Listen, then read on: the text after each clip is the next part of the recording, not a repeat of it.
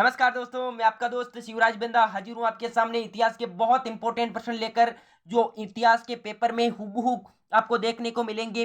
पहला प्रश्न है, जूते भी गेंद के प्राचीनतम साक्ष्य कहाँ से मिले हैं? तो कालीबंगा राजस्थान से मिले हैं। मिट्टी से बने हल के प्रतिरूप बनावली हरियाणा से मिले हैं। इन दोनों में से एक प्रश्न आपको 100% देखने को मिलेगा, याद रखना कल के एग्जाम में। चैनल को सब्सक्राइब जरूर कर देना और वीडियो को लाइक करना। बहुत इंपॉर्टेंट प्रश्न है आपके लिए। पलासी का युद्ध 1757 में सिराजुद्दौला और अंग्रेजों के मध्य होता है। सिराजुद्दौला की हार हो जाती है और अंग्रेजों की इस युद्ध में जीत हो जाती है। ये 2 से 3 मिनट की क्लास रहेगी, जिससे आपके 4 से 5 क्वेश्चन एग्जाम में देखने को मिलेंगे।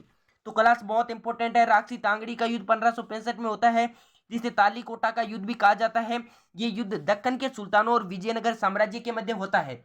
ये प्रश्न आपको याद रखना है। यहां से एक क्वेश्चन 100% देखने को मिलेगा, याद रखना। दोनों युद्धों में से एक प्रश्न 100% है आपका। अगला अपन देखिए, किताब उल हिंद अल बिरूनी की है, इब्न बतूता का यात्रा वृत्तांत रिहेला के नाम से, और the travels in the Mughal empire Bernier का यात्रा वृत्तांत है। इनमें से भी एक प्रश्न आपको 100% देखने को मिलेगा। आपको लग रहा होगा कि मैं आपको ऐसे बता रहा हूं, क्या वास्तव में मिलेगा? तो 100% मिलने वाला है। आप क्लास को देखना, वापस आके कितने क्वेश्चन पेपर होने के बाद आपको देखने को मिलते हैं। अभी से रट लेना, बहुत इंपॉर्टेंट प्रश्न है। मगध साम्राज्य के शक्तिशाली होने के 4 कारण बताइए। तो पहला कारण, अपने खेती की उपज अच्छी होती थी वहां पर, और लोहे की खदानें आसानी से उपलब्ध हो जाती थी। जंगली क्षेत्र में हाथी आसानी से उपलब्ध हो जाती थी, जो सेना के अपने महत्वपूर्ण अंग माना जाता था।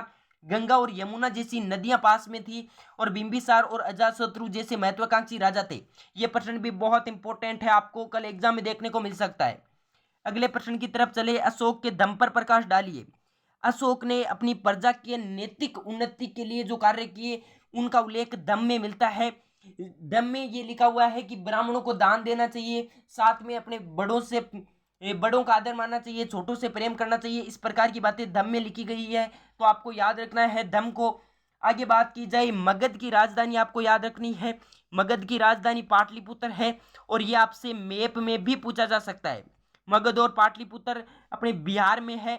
मगध की राजधानी पाटलिपुत्र है। आगे आपको जो याद रखना है, वो गांधी जी को बहुत अच्छे से आपको पढ़ना है।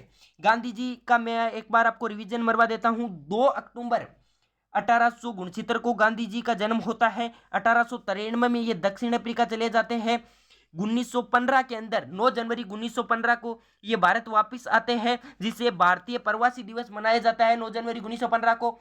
1917 में इन्होंने चंपारण किसान आंदोलन चलाया। 1918 में खेड़ा किसान आंदोलन। 1919 में जलियांवाला बाग हत्याकांड होता है, और 1919 में ही इलाहाबाद मिल मजदूर आंदोलन होता है। 1920 में असहयोग आंदोलन इन्होंने चलाया। 1930 के अंदर इन्होंने संविधानीय अवज्ञा आंदोलन चलाया। 8 अगस्त 1942 को इन्होंने भारत छोड़ो आंदोलन चलाया। 1947 के अंदर अपना भारत आजाद हो जाता है, और इनकी 30 जनवरी 1948 को मृत्यु हो जाती है। इतने प्रश्न आपको गांधी जी से याद रखने हैं, जो एग्जाम में देखने को मिलेंगे। एक इंपोर्टेंट प्रश्न जो एग्जाम में देखने को मिल सकता है, 26 नवंबर 1949 को संविधान अंगीकृत किया गया। ये प्रश्न इंपॉर्टेंट है, याद रखें। और 26 जनवरी 1950 को अपना संविधान लागू हो जाता है। ये क्लास इंपॉर्टेंट थी। क्लास को लाइक जरूर करें अच्छी लगी तो, और एग्जाम में सीधे प्रश्न देखने को मिलेंगे। अगर मिलते हैं तो फिर क्लास में पेपर होने के बाद आके कमेंट जरूर करना है आपको। जय हिंद, धन्यवाद।